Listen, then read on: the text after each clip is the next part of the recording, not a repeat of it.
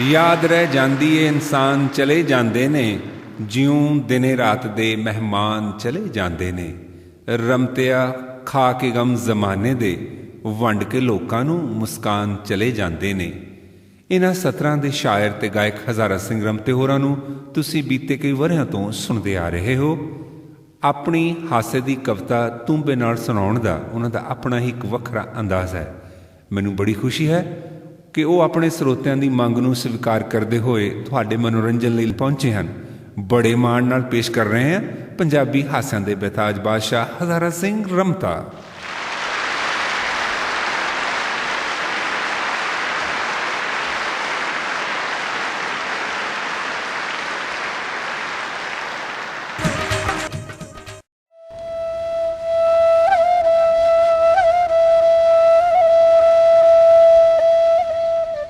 ਸਾਡੇ 5 ਪਿੰਡ ਸਨ ਗਿੱਲਾਂ ਦੇ, ਗਿੱਲਾਂ ਵਾਲੀ ਸਾਡਾ ਪਿੰਡ ਸੀ। ਅਤੇ ਅਸੀਂ ਉੱਥੋਂ ਜਦੋਂ ਸਕੂਲੇ ਜਾਣਾ ਤਾਂ ਉਹਨਾਂ ਜ਼ਮਾਨੇ 'ਚ ਗੱਡੀਆਂ ਸਾਡੇ ਘੋੜੀਆਂ ਹੁੰਦੀਆਂ ਸੀ, ਟਾਂਗੇ ਹੁੰਦੇ ਸੀ ਜਾਂ ਟਮਟਮ ਹੁੰਦੀ ਸੀ। ਅਤੇ ਅਸੀਂ ਸਕੂਲ ਟੁਰ ਕੇ ਜਾਣਾ 3-4 ਮੀਲ ਸਕੂਲ ਹੁੰਦਾ ਸੀ ਅਤੇ ਬਸਤਾ ਸਾਡੇ ਸਿਰ 'ਤੇ। ਅਤੇ ਅਸੀਂ ਨਾਲ ਹੀ ਜਿੱਥੇ ਖਲੋਤੇ ਕੋਈ ਗਾਜਰ ਪੁੱਟ ਲਈ, ਉਹ ਵੀ ਝਾੜੀ ਅਤੇ ਉੱਥੇ ਪੱਤਿਆਂ ਦੇ ਨਾਲ ਝਾੜ ਕੇ ਖਾ ਲਈ। ਅਤੇ ਕਦੀ ਗੋਂਗਲੂ ਖਾ ਲਿਆ, ਹਾਂਜੀ ਰਾਹ 'ਚੋਂ ਗੰਨਾ ਪੁੱਟ ਲਿਆ, ਨਾਲ ਨਾਲ ਚੱਲਦੇ ਗਏ।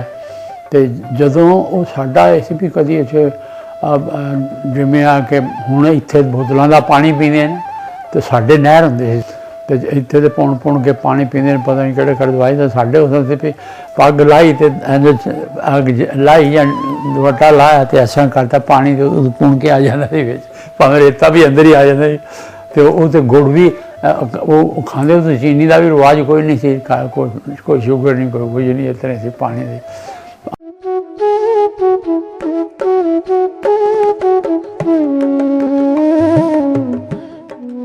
ਫਿਰ ਉਹ ਉਸ ਤੋਂ ਬਾਅਦ ਅਲੀਗੜ੍ਹ ਮੈਨੂੰ ਪਾ ਦਿੱਤਾ। ਉਹ ਅਲੀਗੜ੍ਹ ਮੁਸਲਿਮ ਯੂਨੀਵਰਸਿਟੀ ਹੈ ਅਤੇ ਸਾਡੇ ਜਿਹੜੇ ਮੁਸਲਮਾਨ ਭਰਾ ਸਨ ਉੱਥੇ ਕੋਈ ਪੜ੍ਹ ਕੇ ਆਏ ਅਤੇ ਇਹ ਕਹਿਣ ਲੱਗੇ ਵੀ ਸਾਡਾ ਮੁੰਡਾ ਵੀ ਜਾਏਗਾ। ਹੋਰ ਕੋਈ ਪ੍ਰੋਬਲਮ ਨਹੀਂ ਸੀ।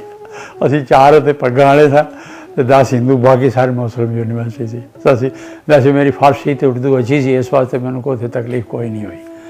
ਅਤੇ ਐਕਚੁਅਲੀ ਸੀ ਕਿ ਸਾਡੇ ਜਿਹੜੇ ਯੂਨੀਵਰਸਿਟੀ 'ਚ ਸਾਰੇ ਨਵਾਬ ਅਤੇ ਨਵਾਬੜੀਆਂ ਹੀ ਪੜ੍ਹਦੀਆਂ ਸੀ। ਅਤੇ ਉਹ ਉੱਥੇ ਸਾਨੂੰ ਸ਼ੌਕ ਇਹ ਹੁੰਦਾ ਸੀ ਵੀ ਜੇ ਕਿਸੇ ਨੇ ਪੜ੍ਹਦਾ ਬੁਰਕਾ ਚੁੱਕ ਕੇ ਵਾਹ ਕਰ ਛੱਡੀ ਅਤੇ ਸਾਡੀ ਦਿਹਾੜੀ ਨਿਕਲ ਗਈ ਅਤੇ ਉਰਦੂ ਹੀ ਛਾੜੀ ਦੇਗਾ, ਹੋਰ ਕੋਈ ਕੰਮ ਨਹੀਂ ਸੀ। ਜਿਹੜਾ ਸੀ ਪੈਸਾ ਪੂਸਾ ਮੇਰੇ ਕੋਲ ਸੀ, ਕੈਸ਼ ਸੀ, ਪਾਸਪੋਰਟ ਜੋ ਵੀ ਕੁਛ ਸੀ। ਮੈਂ ਬੈਗ ਛੋਟਾ ਜਿਹਾ ਸੀ ਅਤੇ ਮੈਂ ਕਿਹਾ ਚਲੋ ਬਾਹਰ ਘੁੰਮ ਕੇ ਆਈਏ। ਤਾਂ ਬੈਂਚ ਸੀ ਉਹਦੇ 'ਤੇ ਲੇਟ ਗਿਆ ਅਤੇ ਉਹ ਥੱਲੇ ਰੱਖ ਕੇ ਸੌਂ ਗਿਆ।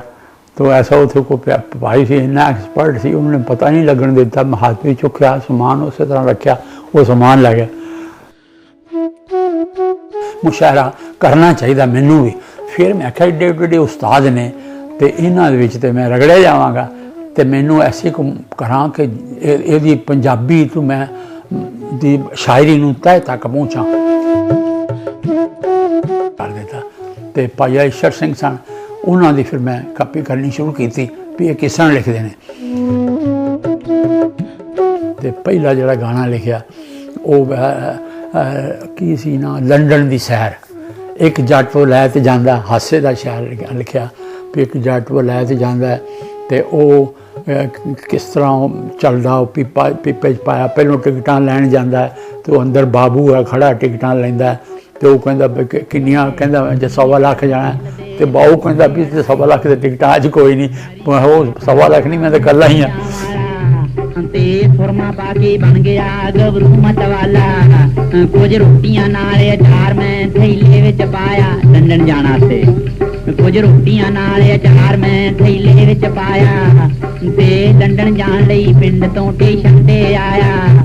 ਮੈਂ ਟਿਕਟਾਂ ਵਾਲੀ ਬਾਰੀ ਅੱਗੇ ਆਣ ਖਲੋਤਾ।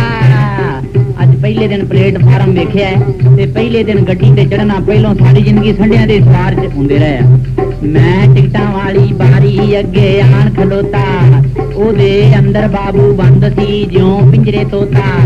ਮੈਂ ਸਾਵੇਂ ਉਹਦੇ ਜਾ ਖੜਾ ਹੋ ਨਿੰਮੂ ਝਾਣਾ, ਉਹ ਅੰਦਰੋਂ ਬੋਲਿਆ ਸਿੰਘ ਜੀ ਤੁਸਾਂ ਕਿੱਥੇ ਜਾਣਾ। ਸਿੰਘਾਂ ਦੇ ਬੋਲਿਆਂ 'ਚ ਬਾਬੂ ਨੂੰ ਜਵਾਬ ਦਿੱਤਾ, ਮੈਂ ਕਿਹਾ 1.25 ਲੱਖ ਫੌਜ ਨੇ ਅੱਜ ਦਿੱਲੀ ਜਾਣਾ। ਬੰਦਾ ਮੈਂ ਇਕੱਲਾ ਹੀ ਹਾਂ। ਤਖੱਲਸ ਲਿਖਦੇ ਨਾ, ਪੈਨ ਨੇਮ, ਉਹ ਹੁੰਦਾ ਸੀ ਉਰਦੂ ਦੇ ਹੁੰਦਾ ਸੀ ਹੈ ਬਾਗੀ ਦਰਦ ਦਿਲ ਦਰਦ ਫਲਾਣਾ ਦਰਦ ਸਿਰ ਦਰਦ। ਮੈਂ ਆਖਿਆ ਯਾਰ ਇੰਝ ਕਰੀਏ ਵੀ ਨਾਮ ਹੀ ਵੱਖਰਾ ਕਰ ਦਿਓ।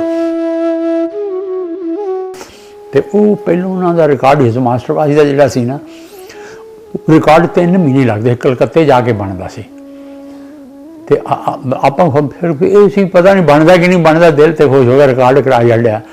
ਉਹ ਮੈਂ ਮਹੀਨੇ ਕੁ ਬਾਅਦ ਦੇਖਿਆ ਤੇ ਉਹ ਜਿਹੜਾ ਮੇਰੇ ਨਾਲ ਇੱਕ ਢੋਲਕ ਵਾਲਾ ਬੰਦਾ ਸੀ, ਗੁਲਾਬੂ ਉਹਦਾ ਨਾਂ ਸੀ, ਤੇ ਉਹ ਆਇਆ ਜੀ ਨਸਾ ਨਸਾ ਕਹਿੰਦਾ ਜੀ ਤੁਹਾਡਾ ਤੇ ਰਿਕਾਰਡ ਵੱਜ ਰਿਹਾ। ਮੈਂ ਕਿੱਥੇ? ਉਹ ਕਹਿੰਦੇ ਪਾਨਾਂ ਵਾਲੀ ਦੁਕਾਨ ਤੇ। ਮੈਂ ਕਿਹਾ ਹੋਰ ਆਪਣਾ ਕਿੱਥੇ ਵੱਜਣਾ, ਪਾਨਾਂ ਵਾਲੀ ਦੁਕਾਨ ਤੇ ਜਾਂ ਸਾਈਕਲਾਂ ਦੀ ਦੁਕਾਨ ਤੇ ਵੱਜਣਾ, ਹੋਰ ਸਾਡਾ ਕਿੱਥੇ ਵੱਜਣਾ। ਮਸਤਾਨਾ, ਸੁਰਿੰਦਰ ਕੌਰ, ਪ੍ਰਕਾਸ਼ ਕੌਰ, ਇਹਨਾਂ ਨੂੰ ਤਾਂ ਮੈਂ ਸੋਚਦਾ ਹਾਂ ਕਦੇ ਸੁਣਾਂਗਾ, ਸਾਹਮਣੇ ਖਲੋਗੇ ਤੇ ਉਹਦਾ ਨਾਲ ਬੈਠਾ ਸਟੇਜ ਤੇ ਬੜਾ ਮੈਂ ਆਪਣੇ ਆਪ ਨੂੰ ਸੋਚਣਾ ਵੀ ਮੈਂ ਬੜਾ ਪਿਛਲੇ ਕੋ ਵੱਡਾ ਕੋਈ ਕੰਮ ਕੀਤਾ ਹੋਣਾ। ਫਿਰ ਨੂਰਪੁਰੀ ਦੇ ਗਾਣੇ, ਗੋਰੀ ਦੀਆਂ ਝਾਂਜਰਾਂ ਬਣਾਉਂਦੀਆਂ ਗਈਆਂ, ਚੰਨ ਵੇ ਕੇ ਛੌਂਕਣ ਮੇਲੀ ਦੀ ਗਾਣੇ ਜਿਹੜੇ ਇੰਝ ਚੰਬੜ ਜਾਂਦੇ ਸੀ ਬੰਦੇ ਦੇ ਨਾਲ। ਤੇ ਸਾਡੀ ਉਦੋਂ ਫੀਸ ਪਤਾ ਕਿੰਨੀ ਸੀ? 100 ਰੁਪਈਆ ਇੱਕ ਪ੍ਰੋਗਰਾਮ ਦਾ। ਤੇ ਫਿਰ ਉਹਨੇ ਕਿਹਾ ਜੀ ਇੱਕ ਲੇਡੀ ਸੰਗੀਤ ਹੋਣਾ ਚਾਹੀਦਾ ਜੇ ਬੰਦਾ ਨਾ ਕੋਈ ਹੋਵੇ ਹੈਂ। ਤੇ ਉਹ ਫਿਰ ਜਨਾਨੀਆਂ ਦਾ ਪ੍ਰੋਗਰਾਮ। ਤੇ ਮੈਂ ਕਿਹਾ ਉਹ ਕਹਿਣਾ ਕਿ ਜੇ ਬੰਦਾ ਨਾ ਕੋਈ, ਮੈਂ ਤੇ ਬੰਦਾ। ਕਹਿੰਦਾ ਤੂੰ ਬੰਦਾ ਥੋੜ੍ਹਾ, ਤੂੰ ਤੇ ਆਰਟਿਸਟ ਹੈ। ਬਚਪਨ ਤੋਂ ਨਾ ਮਜ਼ਾਕ ਦਾ ਬੜਾ ਸ਼ੌਕ ਸੀ। ਤੇ ਮੇਰੀ ਮਾਂ ਕਹਿੰਦੀ ਸੀ ਮਰਾਸੀ ਹੈ, ਸ਼ੌਕ ਬੜਾ ਸੀ ਮਜ਼ਾਕ ਦਾ। ਤੇ ਮੇਰੇ ਫਾਦਰ ਨੇ ਕਹਿਣਾ ਮਜ਼ਾਕ ਜ਼ਿਆਦਾ ਨਾ ਕਰਿਆ ਕਰੋ, ਕੰਜਰ ਬਣ ਜਾਏਗਾ। ਦਰਅਸਲ ਦਿੱਲੀ ਪੈਂਦੀ ਸੀ ਨਾ ਸੈਂਟਰ 'ਚ, ਬੰਬੇ ਤੋਂ ਕੋਈ ਪੰਜਾਬ ਜਾ ਰਿਹਾ ਫਿਲਮ ਸਟਾਰ, ਉਹਨਾਂ ਕਹਿਣਾ ਚਲੋ ਰਮਤੇ ਨੂੰ ਮਿਲੀ ਜਾਓ। ਤੇ ਜੇ ਪੰਜਾਬ ਤੋਂ ਕੋਈ ਬੰਬੇ ਜਾ ਰਿਹਾ, ਚਲੋ ਰਮਤੇ ਨੂੰ ਮਿਲੀ ਜਾਓ। ਵਿਚਕਾਰ ਰਮਤਾ ਫਸ ਗਿਆ। ਤੇ ਰਮਤਾ ਕਾਹਦਾ ਫਸੇ ਰਮਤੀ ਜਾਂਦੀ ਸੀ। ਉਹ ਮੇਰਾ ਲਾਹੌਰ ਹੋਇਆ ਨਹੀਂ ਇੰਟਰਵਿਊ TV ਤੇ ਉਹ ਕਹਿੰਦੇ ਵੀ ਤੂੰ ਗਿਆ ਇੱਥੋਂ ਸਾਹੀਵਾਲ ਦਾ ਤੇ ਨਾ ਲੁਧਿਆਣੇ ਦਾ ਲੈਂਦਾ ਰਹਿਣਾ। ਮੈਂ ਕਿਹਾ ਉੱਥੇ ਰਫੂਜੀ ਆ, ਤੁਹਾਂ ਤੇ ਕੱਢ ਛੱਡਿਆ। ਉਹਨੂੰ ਉੱਥੋਂ ਡਰਦਾ ਕਿਤੇ ਉਹ ਵੀ ਨਾ ਕੱਢ ਦੇਣ। ਕਹਿੰਦਾ ਉਹਨਾਂ ਤੇ ਕੱਢ ਦਿੱਤਾ, ਉਹਨਾਂ ਤੇ ਹੁਣ ਕੈਨੇਡਾ ਕੱਢ ਦਿੱਤਾ। ਤੇ ਜੇ ਕੈਨੇਡਾ ਚਲੇ ਗਿਆ ਤੇ ਅੱਗੋਂ ਕਿਤੇ ਕੈਨੇਡਾ ਵਾਲੇ, ਮੈਂ ਹੁਣ ਅੱਗੇ ਟਿਕਟ ਨਹੀਂ ਮਿਲਦੀ, ਅੱਗੇ ਤੋਂ ਰੱਬ ਕੋਲ ਜਾਣ ਵਾਲਾ ਕੰਮ ਹੈ।